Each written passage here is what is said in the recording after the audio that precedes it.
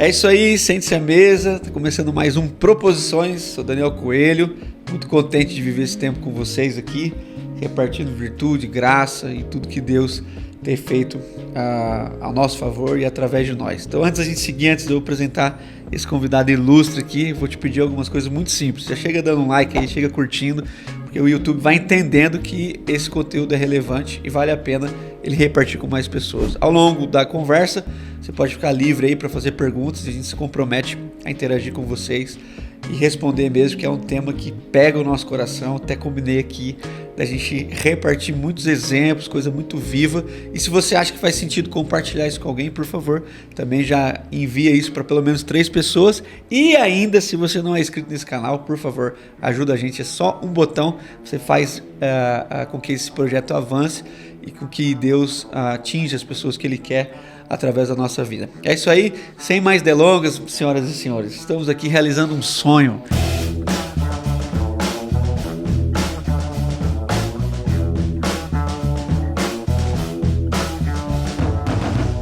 Esse podcast, viu, Rafa? Eu vou interagindo com a Rafa aqui. Esse podcast é um sonho. Já tentamos, né, Marcão? Isso. Você lembra, né? Tentamos, gravamos. Chegamos a começar, né? Caiu energia, né? Caiu energia. Choveu, caiu energia. O Marcão saiu de Moema. Você é de São Paulo, você sabe o que eu tô falando. Ele saiu de Moema, foi para Santo André pra gente gravar. De trem. Cara, de uma experiência trem. Maravilhosa. Depois eu te levei, fiquei tão sem graça. Não, vou te levar embora. Não, mas o trem foi muito bom, cara. Foi para quem... Tinha muitos anos que eu não pegava um trem em São Paulo. Pra quem não depende dele, é muito legal. Como um passeio para turista, né? Aí tava lá 20 minutos, 30 minutos. Aí o Felipe só fala assim, cara, deu ruim aqui, caiu, sei lá o que aconteceu. Mas também tava conversando com você, a gente vai conversar sobre algo que nem era a pauta daquele dia. Que aí eu tava meio nessa madrugada assim, e eu pensei, não, cara, o Marcão é um homem de conselho, a gente vai tentar trabalhar esse tema, porque conselho virou uma forma de administrar a igreja, a gente vai trabalhar isso juntos aqui. Mas antes, Marcão, se apresenta aí. Eu chamo Marcão, né? Marcos Rocha, pastor. Marcão é o nome, apelido é Marcos Rocha. Então fala aí, Marcão, um pouquinho de você. Graças a Deus. Sou dentista, né? Pouca gente sabe disso, de profissão. Formei em Uberlândia muitos anos atrás, vai fazer 30 anos de formado já. Olha aí. E trabalhei muito pouco na área, né? Depois casei com a Roberta, isso em 98. Aí, em 99, já fomos para missões no Reino Unido, foram 2 anos lá, um dos melhores 2 anos da minha vida, foi muito intenso, muito bom aquele tempo. A ideia era passar 2 anos lá, voltar, né, para o Brasil e tocar as nossas profissões, né? A Roberta, administradora, e eu, dentista, mas aí esses 2 anos lá foram cruciais na minha vida, Deus mudou assim, e eu recebi uma palavra lá, profética, de um pastor que eu nunca tinha visto, da Nova Zelândia, nunca mais vi esse cara, e estava lá na igreja uma terça-feira de manhã, e esse cara estava lá dando uma palavra numa reunião assim, informal com pastores. Eu me acheguei nessa reunião e recebi essa palavra de Deus. É engraçado, né? Eu posso contar na mão assim as palavras assim proféticas na minha vida, que realmente, na hora que começou, eu falei assim, você já abaixa a cabeça e fala assim, fala Deus. Você já sabe que é. Eu recebi muitas outras palavras pretendendo ser de Deus, né? Mas entrou aqui, saiu aqui. Quando é de Deus, você não tem dúvida, né? E esse cara começou a profetizar na minha vida, a Roberta, na hora que na primeira frase, eu já sabia que era Deus que estava falando comigo. E uma das coisas que ele falou era que realmente, aquele tempo, Deus estaria dando uma guinada na minha vida. E isso aconteceu, né? Eu voltei do Reino Unido, já não para trabalhar como dentista, mas sim para trabalhar de dedicação exclusiva como pastor. E estamos aí, desde lá, né? Já são 20 e tantos anos. Aqui em Goiânia, quantos anos já? 20 anos em Goiânia, pai da Larissa, do João e do Luiz Felipe. São 3 agora jovens aí, adultos, graças a Deus, atravessaram o vale sombrio da adolescência. Então conseguiram sair do outro lado, respirando. Daniel, eu li um livro uma vez, quando meus meninos estavam começando a adolescência, do Eugene Peterson, pequenininho. Você já leu, né? Capinha Verde. E o que ficou marcado para mim no livro é o seguinte: ele falava assim: olha, a adolescência é uma fase que os adolescentes não aprendem nada, mas os pais aprendem tudo. É a fase da conversão real Exato. Dos pais, né? Cara, é a fase que você aprende a orar. Se tem uma fase que a gente aprende a orar, é a fase de adolescência dos nossos com filhos. Gemidos inexprimíveis. Cara, vai manter a gente de joelho assim lá longe. Benção, Marcão. Alegria, cara. Então, o Marcão tá aqui, a gente tá aqui em Goiânia, então seguindo aqui no estúdio aqui da Rafa e dos irmãos aqui que estão nos ajudando, passando esse tempo que era um projeto meu, vir para Goiânia com as crianças, com a Carol, passar um tempo aqui e poder também gerar um pouco de conteúdo. Então você sempre tá lá na minha lista, assim, Marcão, Roberta também. A gente vai ter um tempo de mesa em família. Mas aí, como eu estava introduzindo, Marcão, um dos temas que eu ouvi de muita gente, a nossa influência com o Paulo Júnior, muito forte, ele é um grande amigo, né, um irmão muito querido. E o Paulo Júnior sempre trabalhou muito essa ótica do conselho. Ele, do nosso ministério, ele é o que mais roda, assim, né? Ele acaba sendo essa voz, o megafone dele, né? E ele fala muito de conselho. E uma das coisas que eu vejo, pra você entender onde eu quero chegar, é que o Paulo Júnior, ele vai e depois fica a gente, né? Então, assim, é uma bênção tudo que a gente vai até gravar com ele. Uma bênção, ele vai, realiza, fala. Só que o conselho não é um tema, né? Não é uma coisa assim que eu te explico. Aqui, Marcão, é só você fazer isso, fazer aquilo, que semana que vem você tem uma vida em conselho. Então, mas também é conceitual, são fundamentos. E de todos os que eu ouvi, até do próprio Ministério do Céu da Terra, você foi uma das vozes mais lúcidas. E aí eu fiquei, por que será que o Marcão foi a voz lúcida? Porque você é uma mente lúcida, mas aí eu lembrei do motivo. Que eu já participei do Conselho da 90. Em algumas ocasiões, eu estava aqui, você sempre teve liberdade de me chamar. Falei, Dani, vai ter conselho, isso é maravilhoso. Não é obrigatório chamar, só porque eu estou aqui. Mas você me chamou e eu vi o conselho. E também pelo testemunho do agora Rafael Cassiano, antigo pijama, na versão revista atualizada, ele é o Rafael Cassiano. Então, assim, esse testemunho, mas é fundamento. Então, fundamento um pouco para nós, Marco, quando alguém te fala assim, vida em conselho, o que é o conselho? Já que ela não é um jeito de administrar a igreja. Da onde surge? E aí você fica livre que eu vou interagindo na medida que eu achar necessário. Dani, eu acho que é um assunto realmente assim, muito, muito importante a gente conversar, né? Tem muita gente doente, né? Muita gente tendo muito sucesso, muito êxito no ministério, né? Líderes e pastores tendo muito êxito para fora, mas o custo disso é um custo de muitas dores, né? Muitas doenças, muitos traumas, né? E uma das coisas que adoece realmente o ser humano é o isolamento. Tem um versículo em Provérbios que sempre marcou muito a minha vida, né? Esse versículo me segue há muitos anos na minha vida. Eu sempre volto nele, eu sempre medito, oro sobre ele, né? Que diz assim: aquele que se isola é egoísta e se rebela contra a sensatez.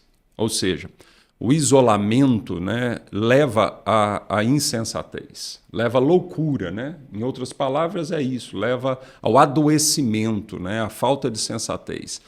E o contrário é verdade, né? A vida em conselho, a vida em comunhão, ela traz a gente novamente para o eixo daquilo que é a sensatez, né, de Deus na nossa vida.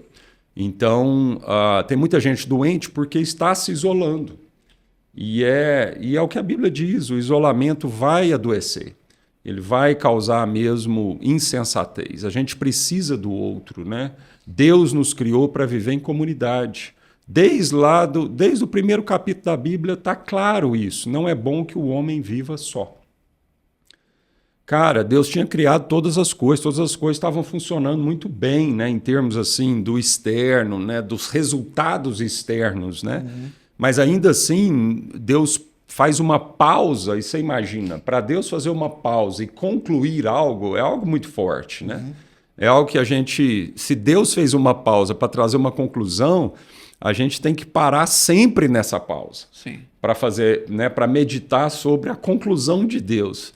E a conclusão que Deus trouxe para nós é que não era bom que o homem vivesse só, né? Então isso é um princípio absoluto da palavra de Deus e a gente precisa perseguir esse princípio, a gente precisa aprender, se esforçar, né? Eu vejo gente se esforçando para adquirir técnicas, habilidades, né? Para adquirir conhecimento de tantas coisas e vejo tão pouco as pessoas se esforçando mesmo para essa prática de aprender a não viver sozinho. Uhum. Eu acho que a gente tem uma tendência ao isolamento, né? Fruto do pecado na nossa vida, acho que todo mundo tem uma tendência a encavernar. Sim. E falar em caverna, isso é um exemplo, né, muito claro na Bíblia do tipo de adoecimento, né, que o isolamento traz, mas é a própria vida de Elias, né? Quando Elias ali teve um momento de talvez resultados externos aparente, como foi o ápice da vida dele, do ministério dele, né? Onde ele fez e aconteceu, onde houve a evidência do poder, né, de Deus na vida dele, Deus usando a vida dele. Mas mesmo isso, né, não impediu o Elias do isolamento, né? Então, todo esse sucesso, e pelo contrário, eu acho que o próprio sucesso externo, ele exerce uma força de nos isolar, né? Ele leva a gente para esse lugar da caverna. Ele foi para a caverna porque, de alguma forma, ele se sentiu sozinho naquele manifestação toda de poder, né? E isso adoeceu Elias. E como é que Deus tratou Elias? Primeiro chamando ele para fora desse lugar, para fora do isolamento, né? Uhum. E mostrando Elias a vida de um discípulo e falando, olha, caminhe com esse discípulo, viva com ele, né? Não esteja sozinho, chame esse discípulo a caminhar com você. Então isso foi aquilo que Deus curou a vida de Elias, né? Então tem muita gente realmente doente, tem muita gente insensata, né, por não submeter a sua vida ao outro. Agora, quando nós estamos falando aqui de vida de conselho, eu acho que esse é o bate-papo nosso, que nós vamos explorar mais, porque às vezes na cabeça de uma pessoa, o conselho, principalmente na igreja, às vezes na cabeça dele é uma reunião. Sim. Onde tem uma frequência. É o nome de um grupo. É o nome de um grupo de líderes, é uma reunião que acontece com uma certa frequência, onde ali tem assuntos, né? E lógico, dentro desse assunto tem um assunto, vamos conversar de coisas pessoais. Mas é muito mais do que isso, né? A gente precisa entender que a vida de conselho, ela extrapola essa reunião, né, periódica para tratar de assuntos da igreja ou até mesmo para tratar de assuntos pessoais. Ela tem que se tornar realmente um estilo de vida. É isso aí. E aí que está a grande questão. Então o conselho não é a forma ou o nome que a gente dá para um estilo de administrar a igreja. O conselho passa a ser uma forma de viver a vida. É isso que mesmo. Que impacta até na igreja local. Então não é da igreja para a vida, é da vida para a igreja. Então, porque a gente vai falando, Marcão, e eu quero te aproveitar porque além da prática, você tem muito domínio nessa fala em relação ao conselho também. Porque a gente vai, como dei esse exemplo, a gente vai nos lugares e a gente fala do conselho. Só que a sensação que eu tenho é que as pessoas não têm a lembrança disso. Então, a pessoa fala assim, não, mas eu estou em conselho, eu reúno aqui a cada 15 dias, a gente decide junto. Aí você fala, não é. Então, na prática, assim, ou de um exemplo que você possa dar, porque tem muita coisa que é privada, qual é a diferença que a vida em conselho faz na sua vida, lá na tua casa e como pastor da congregação? É uma forma de viver, é uma decisão por entender um princípio muito básico, né, do reino de Deus.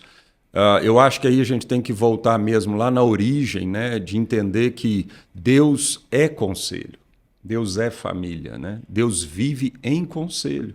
É o conselho da vontade do Senhor, né? Tudo que Deus faz é em conselho, né? Então eu preciso primeiro entender isso, né? Que vida em conselho é uma forma de viver como Deus vive, como Ele mesmo, né? Escolheu essa forma de viver. Então eu preciso agora então refletir isso, eu preciso viver isso, né? Em tudo na minha vida. Eu nasci nesse contexto, né? Eu me sinto assim um privilegiado, né?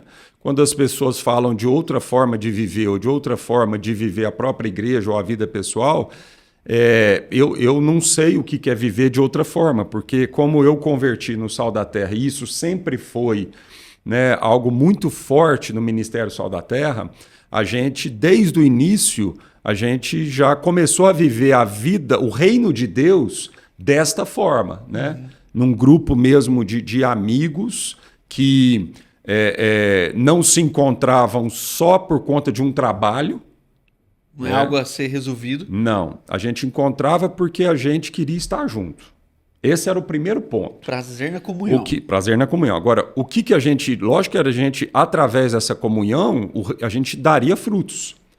Porque é o que Deus fala lá para o primeiro conselho, né, que ele estabeleceu na humanidade, né? Não é bom que o homem viva só, portanto eu vou fazer para ele uma pessoa que é osso dos meus ossos, carne da minha carne, né, que é um igual, para que então a gente viva essa vida, né? Então, quando Deus criou a mulher para o homem que estava sozinho e diz que essa mulher seria uma ajudadora, a gente logo pensa em ajuda no sentido de trabalho. A gente pensa em ajuda no sentido assim, olha, está faltando alguma expertise no homem, no macho, está faltando alguma habilidade no macho, então eu vou criar alguém que completa essa habilidade. Mas não era. Esse homem já tinha toda a habilidade, ele tinha toda a capacidade de gerenciar, de administrar o Éden, né, de dar nome aos animais. Então, quando Deus fala, olha, eu vou criar uma ajudadora idônea, né, que lhe corresponda, eu creio que Deus não estava falando de um complemento de habilidade. Porque isso é uma sociedade, tipo assim, eu tenho falta, eu preciso de algo, eu tenho falta de uma habilidade, então eu tenho um parceiro ou uma parceira que vai me completar para a gente atingir um alvo em comum, né? Isso é uma sociedade. Não, a proposta de Deus para o casamento não era isso, né? Na verdade, Deus estava criando um semelhante para que esse homem então vivesse nesta comunhão. Né? O fim era a comunhão.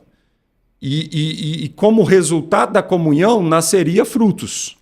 Porque aí Deus fala, olha, essa comunhão ela vai extrapolar, ela vai gerar frutos. Né? Uma comunhão profunda, sincera, necessariamente vai gerar frutos. Então, o conselho ele não é para o trabalho, ele é o fim. Ou seja, eu entendo que há uma comunhão entre nós e agora a nossa comunhão gera trabalho. Então, a gente era um grupo de jovens, né, voltando lá no começo do Ministério Sal da Terra, que a gente tinha tanto prazer, tanta alegria de estar junto, né, que a gente se encontrava por encontrar. E lógico, então tá bom, nós vamos... O que nós vamos gerar de frutos dessa relação? E aí surgiram muitos frutos, projetos, ministérios, evangelismo, muitas pessoas converteram, nasceram mesmo na fé, fruto o quê? Desse ambiente. Então o ambiente não era construir uma igreja. O fim não era construir um ministério de sucesso. né? O fim era a gente aprender a se amar. O fim era a gente gostar de estar ali junto, a gente se importar com a vida um do outro. E aí, eu lembro, por exemplo, que a gente trabalhava muito, muito. Todo mundo era estudante, a maioria, e sempre assim, a gente fazia faculdade o dia inteiro, alguns já estavam trabalhando, e a gente, quase toda noite, a gente tinha uma atividade. Seja um evangelismo em escola, final de semana a gente estava viajando pelo menos uma vez por mês, a gente fazia projetos de musicais, era uma coisa muito intensa, né? Mas eu lembro quantas vezes a gente terminou uma noite, tipo assim, meia-noite, numa quarta-feira, que a gente ia para as escolas, descarregava a aparelhagem na igreja de volta, que dava uma trabalheira danada, né? E a gente terminava assim, meia-noite, falava assim, onde é que nós vamos terminar essa noite, né? Vamos comer um sanduíche? Então, tipo, a gente ia comer um sanduíche porque ainda queria curtir aquele momento junto, né? Então, não era pesado para nós. E não era para outra coisa, senão para a gente viver uma vida junto. Então, a gente namorava, então, esse grupo de jovens viu, né, cada um se casar, cada um começar a ter filho. Agora nós estamos vendo os netos chegarem, né? Então, eu acho que isso trouxe muita saúde para a minha vida no sentido do paradigma de igreja e de reino de Deus.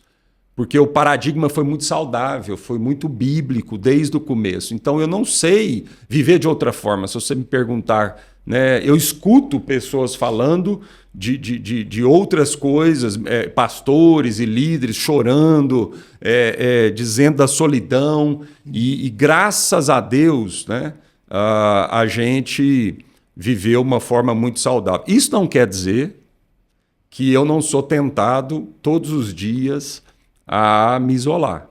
Então, eu percebo, embora eu tenha nascido nesse contexto, e para mim talvez seja mais fácil, porque esse é o meu paradigma, e eu vejo a tentação que nós temos diante de tanto trabalho e de tanta atividade para fazer, há uma tentação muito grande ainda para o isolamento. Então, eu tenho que me policiar constantemente, porque vez ou outra eu me pego em muitas atividades, né?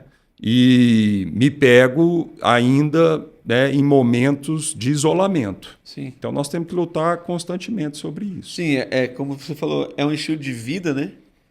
Que vai moldando a forma mesmo como a gente pensa, a forma como a gente prefere. Mas lá dentro tem essa sementinha do isolamento. Você quer decidir uma coisa, é muito mais fácil você decidir sozinho.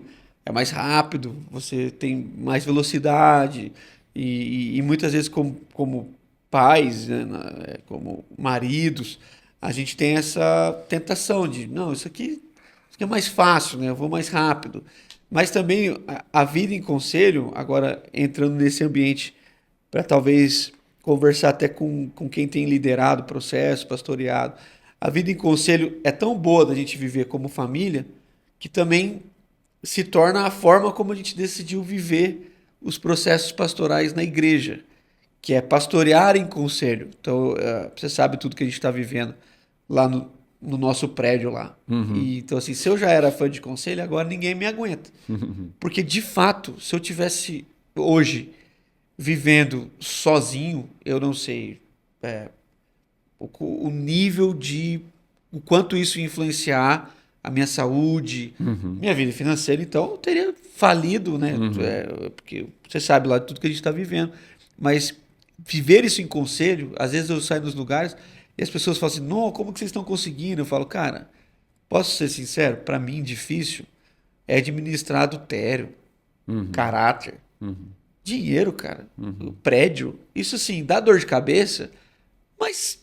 todo mundo, algum dia na vida, vai ter que administrar. Problema com o prédio, problema com o dinheiro, isso é normal. Agora, em conselho, nós podemos viver isso da melhor forma possível. Então, as pessoas me perguntam, como é que você está? Como é que está esse processo? Eu falo assim, da melhor forma que ele pode ser vivido. Em conselho, em paz, em comunhão. Ninguém se atacou, ninguém se culpou, ninguém se ofendeu. Todo mundo lá, gente, esse problema é nosso, A gente vai viver isso até o último dia e se acabar tudo, fica a gente. Então dá esse exemplo assim para quem está vivendo ainda um estilo de ministério que não é só isolado.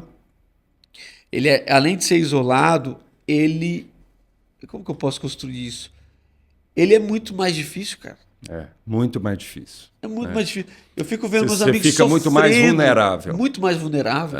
A gente em conselho demora mais, mas o resultado, os nossos frutos são menores, mas parece que são mais vistosos, assim, sabe? Então, esses anos todos aí. É porque a vida em conselho, ela te transforma. Ela te transforma, é de dentro para fora. O resultado é que cada vez mais quem vive em conselho vai sendo transformado à imagem de Deus, né? Outro versículo em Provérbio fundamental, né? Assim como o ferro afia o ferro, um irmão afia o outro irmão. Tem versões que diz amola, né? Então a gente tem aquela tendência de dizer, não me amola não. Não, no reino de Deus não tem essa chance. Né? É o contrário, no reino de Deus me amola sim. E amolar não é fácil. O processo de amolação sai faísca, a temperatura sobe, fica vermelho, né? Mas o resultado é o quê? É um fio bem afiado, é um instrumento para cortar, né? Bem cortado. Então, todos nós, a grande verdade é que todos nós temos ponto cego na vida. Quem não sabe o que é um ponto cego, né? Quem dirige e está olhando os retrovisores ali, sabe, né, que tem carro que tem um ponto cego, tem uns que tem um ponto cego maior, menor. O que é um ponto cego? Quando você está dirigindo e olha nos retrovisores, você vê muita coisa, mas você não vê tudo. Sim. Você não vê, às vezes, tem um ponto que você não consegue enxergar. Se está vindo uma bicicleta, aqui, né? Uma moto ou um carro, né, atrás de você. Então, isso é um ponto cego. A verdade, Daniel, é que todos nós temos um ponto cego. Né? E a vida em conselho o que é? Ela vai te ajudar porque o seu ponto cego não necessariamente é o meu ponto cego. Porque às vezes nós estamos vendo uma situação da vida de ângulos diferentes. Então a sua percepção de um problema que talvez para você é algo muito grande, quando você submete a sua vida, confessa isso, abre seu coração e expõe essa questão para um irmão que você confia, que forma um conselho com você, esse irmão ele vai ver essa mesma situação de um outro ponto de vista, de um outro ângulo. E aí, quando então vocês conversam sobre isso, vai trazendo luz de Deus para a questão. E aí você vai perceber que tinha pontos cegos na sua forma de enxergar aquela questão. E aí o outro irmão te ajuda a trazer luz naquele problema. Então, isso é uma coisa bem prática da vida em conselho, né? Por isso que o que se isola vai ficando insensato. Porque ele vai vendo a vida só a partir do ângulo dele de ver a vida. E o ângulo dele não é tudo. O ângulo dele é apenas uma parte de enxergar a vida. Então, quando a gente vive em conselho, por isso que a Bíblia diz que na multidão de conselho há sabedoria. Porque quando eu compartilho a minha vida, e aí eu preciso sair da superficialidade, compartilhar as questões mesmo mais profundas com alguém, esse alguém vai na conversa, esse alguém vai clareando. Aliás, não é nem tanto no conselho que ele pode me dar, né? Outro princípio que o Larry Crabb trazia, esse princípio muito grande. O Larry Crabb era um cara que faleceu há pouco tempo atrás. Eu gosto muito dele, pastor e psicólogo, né? Muito experiente. No final da vida dele, ele fala uma coisa muito interessante. Ele diz assim, olha, de toda a minha experiência, seja de gabinete pastoral e de consultório psicológico, né? Da clínica, da psicologia, de toda a minha experiência, eu chego à conclusão que o maior poder terapêutico não é o conselho que você pode ouvir de alguém, mas é um ambiente seguro para você confessar. É isso que cura. Aliás, é bíblico, porque Tiago diz isso, né? Tiago diz, olha, você confessa para Deus, você usufrui do perdão. Não é que você é perdoado. Perdoado você já está. Nós já fomos perdoados antes de confessar. A confissão é a chave para a gente viver os benefícios do perdão de Deus, né? O perdão está lá, num depósito. Aí a chave que a gente abre esse depósito para usufruir desse perdão é a confissão, é o arrependimento, não é isso? Só que a Bíblia diz que quando eu confesso para o irmão, além de ser perdoado, eu sou curado. Por que eu sou curado? Porque o ambiente da confissão ele é terapêutico. Porque quando eu confesso, eu me escuto, né? Eu estou ouvindo a mim mesmo ali e tem um poder da humilhação. Uma das coisas que tem o maior poder de cura na nossa vida é a humildade, é a humilhação. Porque o orgulho precede a queda. Então o orgulho nos adoece. A soberba, Tiago diz, olha, Deus resiste ao soberbo, mas ele dá graça ao humilde. Então a graça é dada, mas novamente, a humildade é a forma que eu entro no ambiente da graça. Não é que a minha humildade compra a graça, porque é de graça, senão não é graça. Mas a graça tem um ambiente para eu usufruir desse ambiente. Qual que é o ambiente? O coração quebrantado, a humildade. Então o humilde ele vai viver e acessar o ambiente da graça. Então, a terapia... Por que a confissão é tão importante de pecados? Por que ela cura? Porque ela me humilha. Quando eu confesso um pecado para você, no ambiente de conselho, para o meu cônjuge, eu tenho que me humilhar. Então, eu estou quebrando o orgulho no meu coração. E isso me liberta, isso me cura, isso tira um peso, né, enorme do meu coração, da minha vida. Então, o ambiente de conselho, ele tem que ser um ambiente seguro, e aí nós vamos entrar, né, em alguns outros aspectos, né, como que a gente vive esse ambiente, né? Eu tenho que produzir intencionalmente um ambiente seguro. Né? Eles acham que nasceram pronto. Não, isso é espiritual. Isso é intencional, Intencional e é um ambiente espiritual. Sim. Você precisa entender que conselho não tem nada a ver com a diretoria de uma empresa ou diretoria de uma igreja. Entendeu? Ou uma reunião de líderes. Não, o conselho é espiritual, estritamente espiritual. Por isso, eu preciso intencionalmente viver um ambiente de respeito mútuo, de amizade profunda. Isso exige tempo, amor, submissão mútua. Então, são características ali, exercícios espirituais que eu vou vivendo e eu vou criando esse ambiente seguro, onde aí sim as pessoas começam a se sentir seguras o suficiente para confessar, para abrir o seu coração. Se as pessoas não verem que o ambiente é seguro, elas não vão se abrir. E se elas não se abrirem, não é um conselho de fato.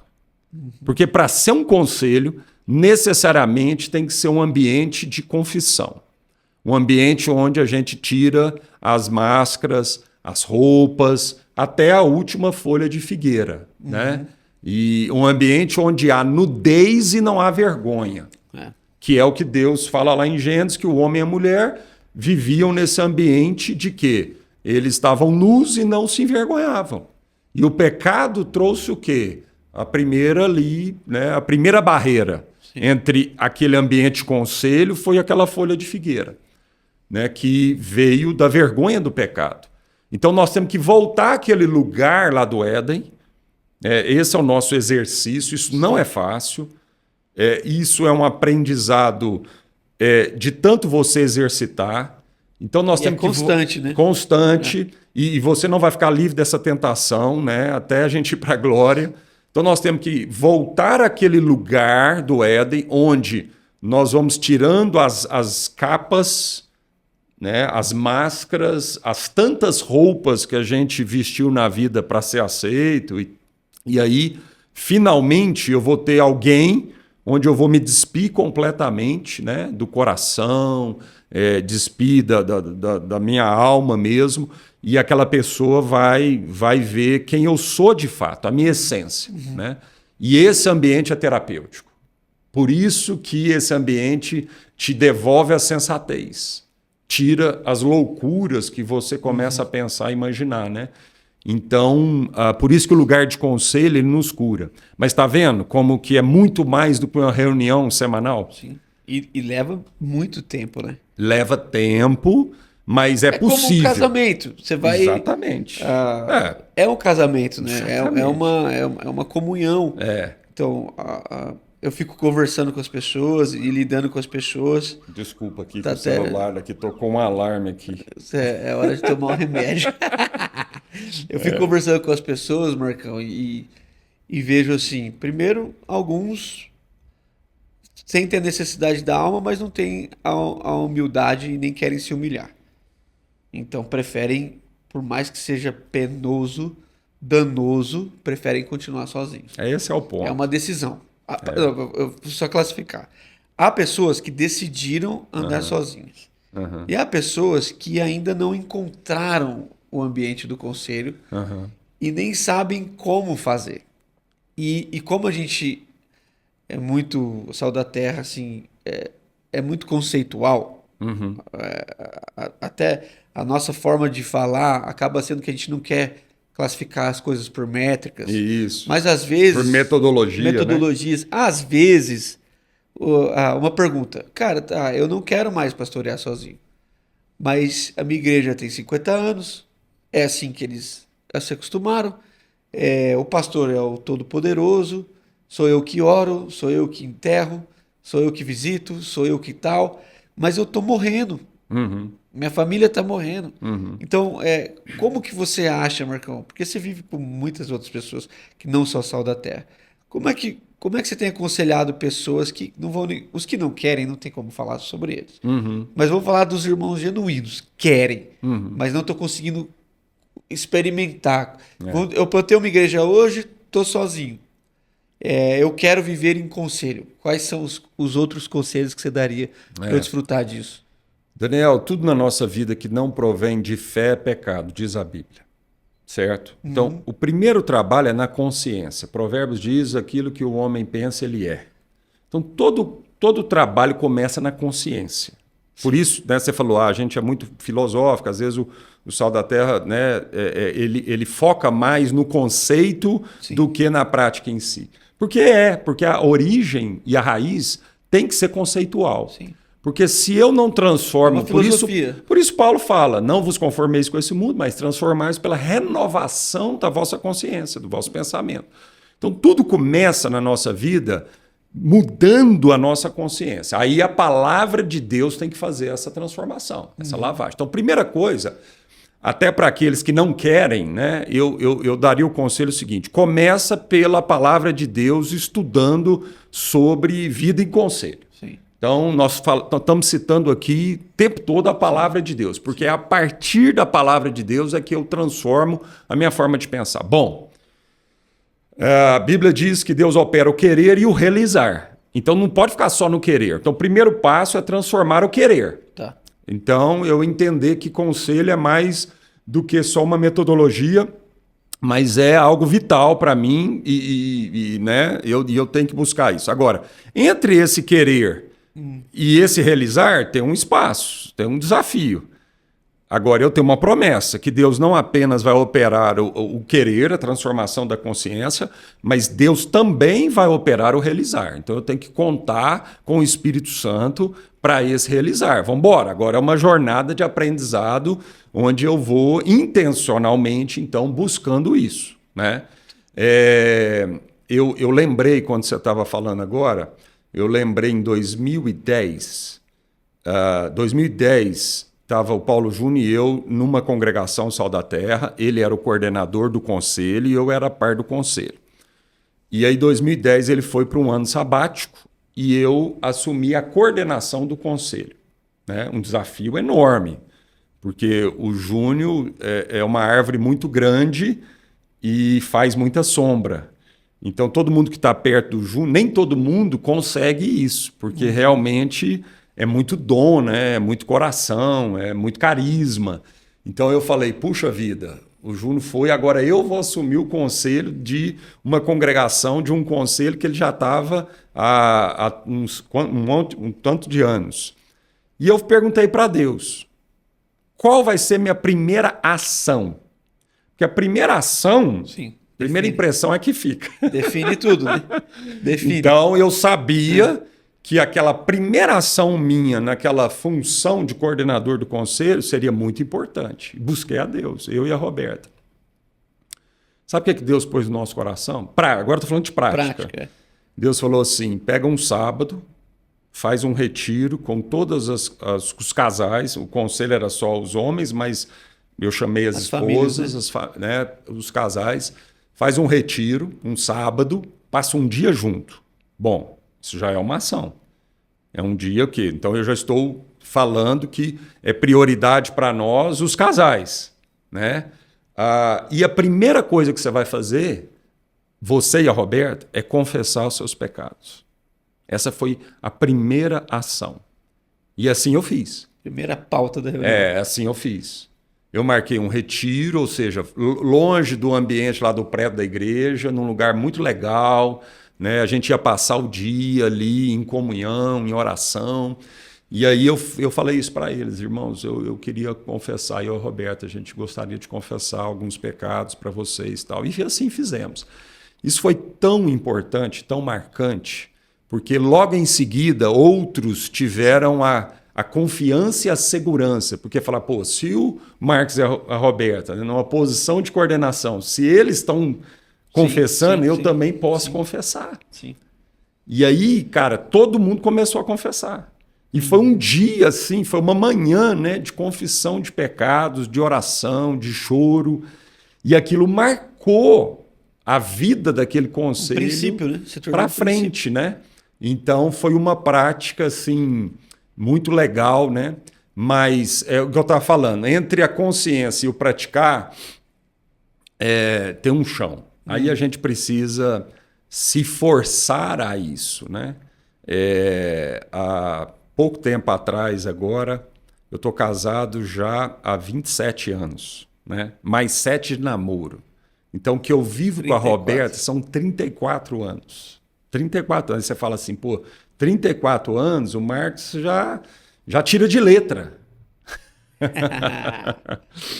Ai, a nossa carne, você não pode... A coleira tem que ficar sempre esticada, né? Porque se você folgar a coleira, ela toma conta, né? A vaidade, o orgulho, a prepotência, né?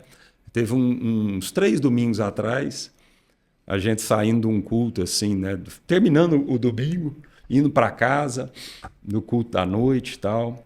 Aí no carro, a Roberta começou a me amolar. Vou te ajudar aqui, Marcos. Foi. Ela começou a me amolar. Não, mas ela veio para molar e, cara, aquilo... Sem massagem. Aquilo aumenta a temperatura, o som irrita. Cara, é literalmente.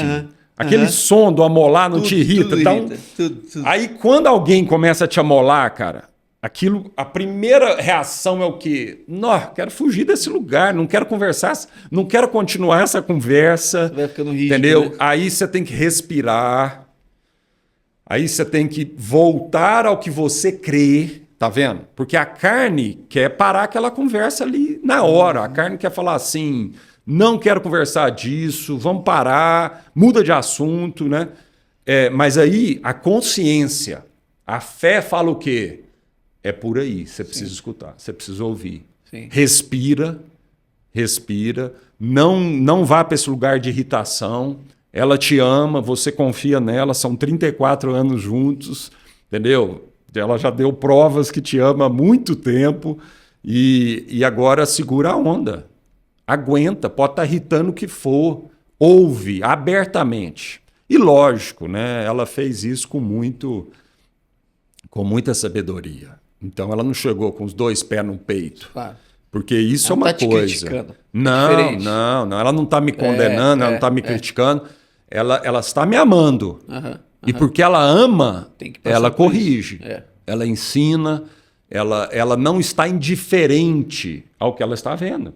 Porque eu tenho um ponto cego, tem muitos pontos cegos na minha vida. E ela percebe isso. E eu não percebo.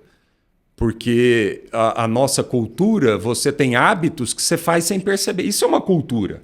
O que é uma cultura? É quando você cria hábitos e faz sem perceber. Aí você fala, o Daniel tem uma cultura, o brasileiro tem essa cultura. Aí quando vem alguém de fora, vem um africano, e ele percebe algo na cultura brasileira e ele fala assim, por que vocês fazem desse jeito? E você fala assim, eu nunca percebi que eu faço desse jeito. Mas está vendo? Alguém que vem de uma outra cultura percebe algo na sua vida e te amola. Te faz perguntas para você refletir. Você fala, você sabe que eu nunca pensei por que eu faço dessa forma? Não, eu faço dessa forma porque meu avô fazia assim, meu pai fazia assim, e eu faço assim. Então a Roberta vem de uma outra cultura familiar, né, de um outro ponto de vista. E aí ela começou a apertar. E ali eu respirei eu já estou evoluindo, depois de 34 anos, eu já consegui ouvir, entendeu? E nós chegamos em casa. Você vê, foi todo o trajeto de carro, 20 minutos de carro. Nós chegamos na garagem de carro, a conversa não parou, não. Aí eu desliguei o carro, ela continuou a conversa, mais uns 10 minutos, nós dois na garagem. E se fosse em outros momentos da minha imaturidade, tinha chegado em carro, eu tinha desligado o carro, aberto a porta e saído. Mas, graças a Deus, a gente vai amadurecendo. E eu ouvi, aí eu falei assim para ela, olha, eu vou meditar, vou refletir nisso que você está falando, tal, e vou orar sobre isso. Eu não dei sequência na conversa, eu estava realmente numa luta de irritação interna, mas eu fiz isso. Eu fui para a presença de Deus, orei, e fui pensando, então, as escrituras, sobre tudo aquilo que ela falou comigo. E, cara, via de regra, quando ela está certa, é que irrita a gente mesmo. Ele até torce para ela estar errado. Exatamente. E aí ela tinha razão, mas assim, aí foram alguns dias eu ruminando aquilo, abrindo espaço. Agora, isso é um exercício de humildade. E humilhação. E aí eu tive que, voltar a conversa com ela, dizer para ela, olha, você tem razão, eu tô errado nisso, eu pequei nisso, vamos orar, você me ajuda nisso. Cara, mas quando você consegue vencer essa prepotência, o orgulho, cara, que é muito difícil, muito difícil. Cara, mas o resultado disso é vida, cara, é cura. Você sai leve. Você olha para trás e fala assim, cara, funciona. Funciona na prática, porque aí você vai sendo aperfeiçoado. Sim. É uma amolação mesmo. Você sai daquilo afiado, sharp, você sai daquilo assim, entendeu? Sendo uma ferramenta. Porque quando você tem uma faca cega, para você cortar uma coisa, vai te dar um trabalho, vai te matar de raiva. Aí sim. Agora, quando você tem um instrumento afiado, aquilo que levaria anos para você ser eficaz, você é eficaz rapidamente. E isso, a beleza da humildade. Você vai sendo afiado, você vai sendo muito mais eficaz. E aí, quando você percebe que funciona, você vai ficando animado. Aí, a próxima vez, você já vai... Entendeu? Você já sabe o caminho. Menos resistente, menos resistente, cada vez. Não é que acaba a tentação do orgulho. Para sempre. Mas você já vai. Isso é sabedoria. Você já vai olhando para a sua vida, vai percebendo os gatilhos que te levam à irritação, à prepotência, ao orgulho. Você já vai se conhecendo muito mais. E então você vai se forçando a esse lugar de humilhação, É muito humilhante, dolorido, e na maioria das vezes que alguém me critica nesse bom termo, a pessoa está apontando algo na minha vida que eu mesmo já odeio. Você já sabe. Eu falo assim, cara, por que me irrita tanto? Porque aquilo já me irrita. Outro dia alguém me falou algo na intimidade. Quando não tem intimidade é descabido, né? Mas quando tem é uma bênção. E aí eu agradeci e falei, cara, se você vê isso na minha vida, você imagina como é pra mim lidar com isso todo dia. Aquela ideia, miserável homem que sou. Porque as pessoas têm uma ideia de quem a gente é. Uma ideia que a gente passou ou uma ideia que elas construíram sobre a gente. E a gente não é aquilo. E quando alguém pontua algo, Dani, você... Na minha vida tem várias pontuações, não é muito difícil pontuar algo em mim. Mas eu falo, cara, pra você ver como é difícil lidar comigo mesmo, assim. A paciência que Deus tem comigo, a Carol, os irmãos do meu conselho, porque eu odeio ser assim. Eu não tenho orgulho nenhum de ser assim. Só que a minha única chance é se esses irmãos não desistirem de mim. Exatamente. Vida em conselho. Vida em conselho. Então, uma vez o Arthur, que você conhece, o Arthur é o mais experiente em todos os sentidos, né? Tanto de idade quanto de mente mesmo. Ele pontuou algo na minha vida muito feio, assim, cara. Uma prática feia que eu tenho. E aí, claro que você fica irritado, né? Mas aí eu não sei se foi no mesmo dia, no dia seguinte, eu agradeci e eu falei assim pra ele, Arthur, foi uma forma como eu falei com a Carol, né, publicamente, assim, muito feio. Não lembro o que foi, mas é feio. Sempre faço isso, sim. E aí ele falou assim, Dani, olha o jeito que você fez isso e aquilo. Eu falei, realmente, eu faço isso. É horrível. É nojento, né? É grotesco, né? Eu não posso mais fazer assim. Aí eu falei assim pra ele, cara, imagina o tanto de gente que fala que eu faço isso. Mas nunca tiveram coragem de chegar em mim em amor e me libertar.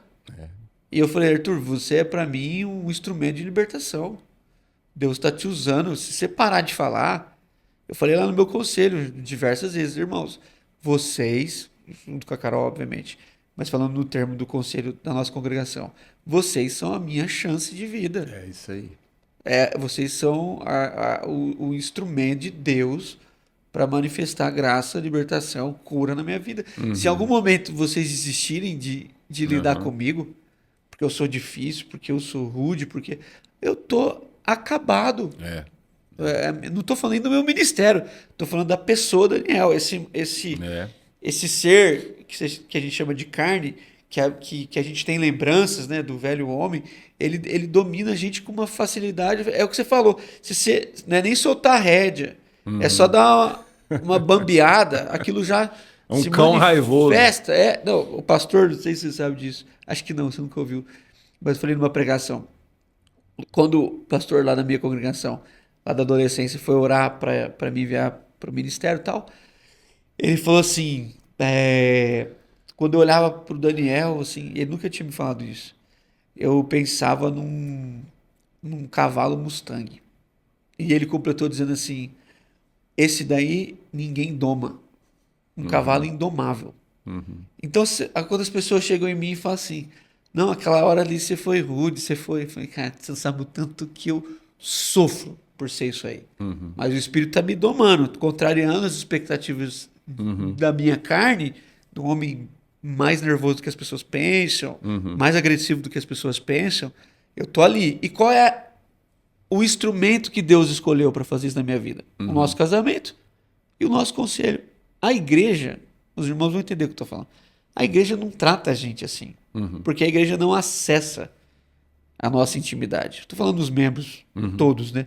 Agora, o conselho já é essa nossa chance então, todo mundo que chega em mim e fala, mas fala da prática. Aí eu começo a contar, como você fez aqui com a Roberta. Contei do Arthur, Carol, então, meu Deus, todo dia. Carol, teu ministério. Eu falo que eu sou um ministério e uma ONG, tudo junto. O que você faz, Carol? Eu casei com o Daniel. Casei com o Daniel. Já é suficiente. Não precisava fazer mais nada. Já é suficiente. Mas aí eu começo a contar as histórias. Então, caminhando até para o fim, Marcão, para você deixar ainda mais claro esse desejo do irmão. Então, humildade, quais são já que eu não tenho um conselho, quais são as virtudes que eu tenho que buscar em mim para formar esse conselho? Humildade, o que você colocaria nessa balança? Eu acho que a intencionalidade de se forçar a esse lugar, né?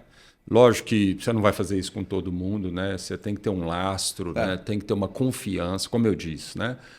Até lá, quando você confessou, desculpa te cortar, eu ia pontuar, esqueci.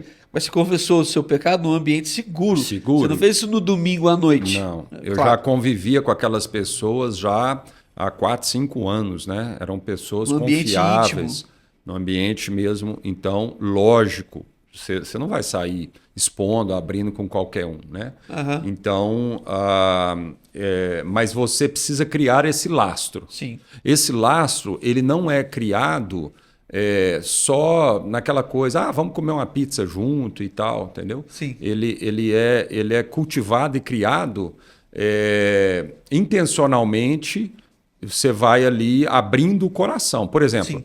vou dar outro exemplo prático, né? Ontem, e de manhã, sexta-feira de manhã, eu encontro um grupo de discipulado, né? 3 pessoas e eu, a gente toma um café junto e é maravilhoso, assim. Não tem uma pauta, a gente chega lá, a pauta somos nós. A gente chega, fala como é que tá a semana, e é lindo como é que o Espírito Santo vai revelando. E esse grupo eu já tenho caminhado há um tempinho com eles, então, embora eu estou discipulando a vida deles, já há um lastro de relação, já há uma confiança, né? E aí um irmão disse alguma coisa que ele fez com a filha. Ele acabou de ter um nenenzinho, 3º filho, e a filha mais velha estava com ciúmes. Uhum. E aí ele contou uma coisa bem prática, assim, que ela estava, tipo assim, inventando, estava com dor de barriga, para chamar atenção, é normal.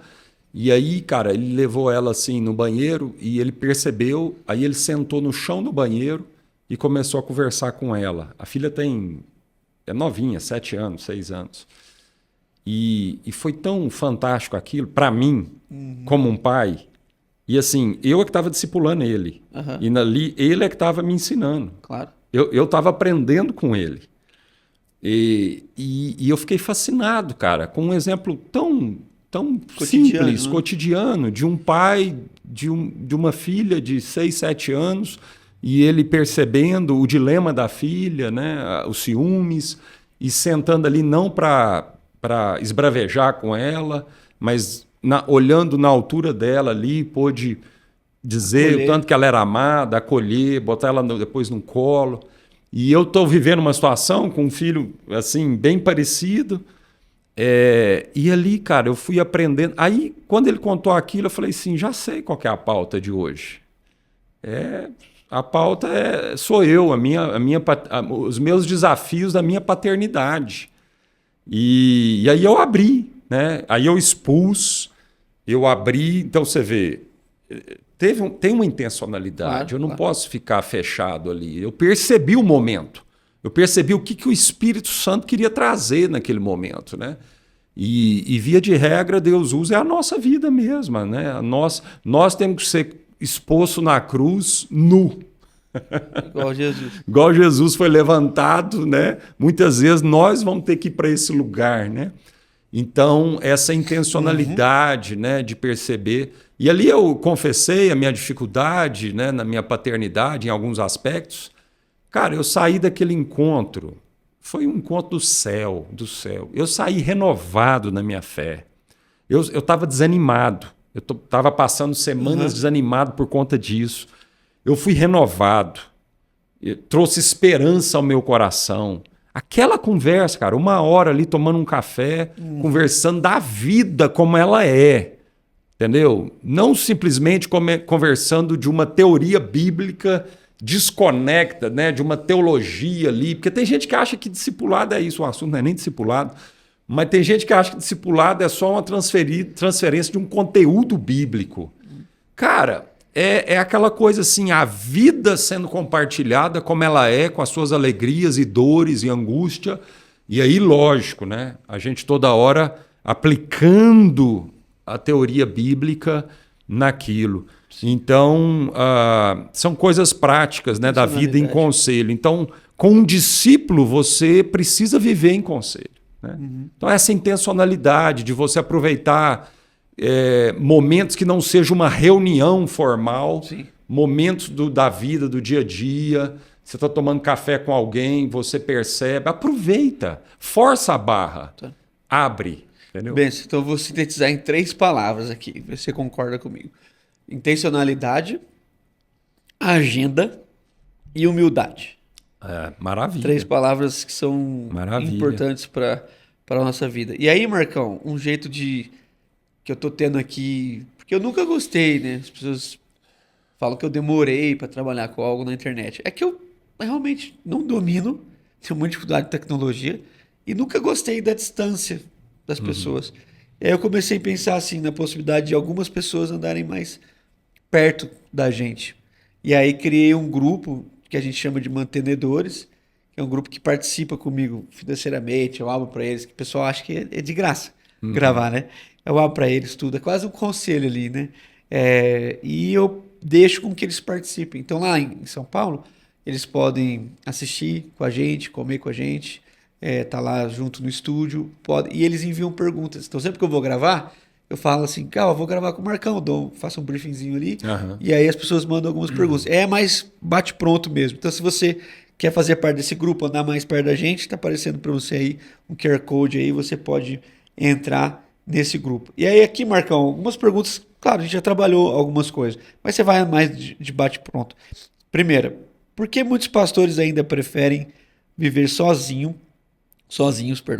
e tomar suas decisões sem um conselho senso, já que a própria Bíblia nos orienta a estar cercados de conselheiros? Por isso que nós já falamos, a Sim. tendência, né, ao orgulho, à prepotência, à vaidade, porque a vida em conselho nos leva à humilhação. E não é fácil.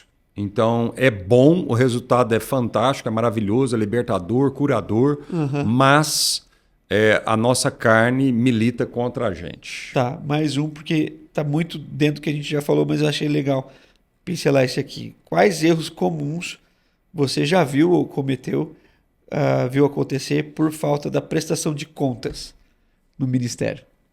Se quiser algo que você possa compartilhar. Erros comuns, assim. Cara, a falta de sabedoria, a cegueira, a insensatez, a loucura mesmo de você acreditar em coisas que não são a verdade.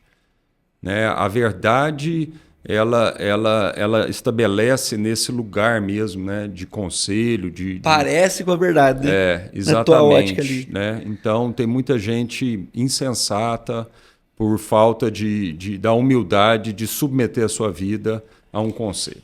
Benção, Marcão. Cara, eu quero continuar com essa porta aberta, por isso que eu não vou me estender muito aqui, até porque é um tema que a gente conversaria assim semanas, né? Não é nem horas. A gente vive, desfruta, tudo que a gente desfruta e é bom, a gente gosta de compartilhar, né? Não era nem esse merchan, mas deu certinho.